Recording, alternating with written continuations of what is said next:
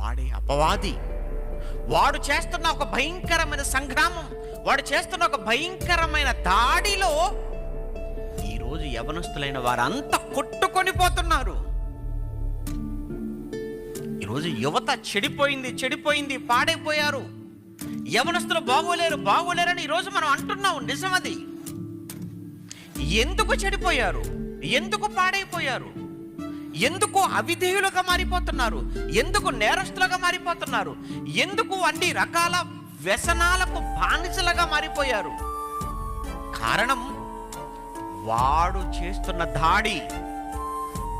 ఆ రోజు యెరూషలేము మీద నెబుకద్నెజరు, ఈరోజు ప్రపంచం మీద సాతాను చేస్తున్న దాడి. అందుకే పేతురు గారు చెప్తారు కదా, 1 పేతురు పత్రిక 5:8 నిబ్బరమైన బుద్ధి గలవారై మెలకువగా ఉండండి.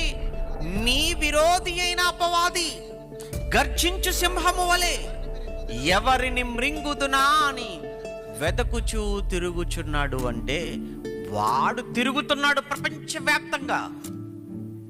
వాడు ఎవరిని విడిచిపెట్టడం లేదు, ఎవరిని వదిలిపెట్టడం లేదు. అందులో ముఖ్యంగా యవనస్తులను అస్సలు వదిలిపెట్టడు.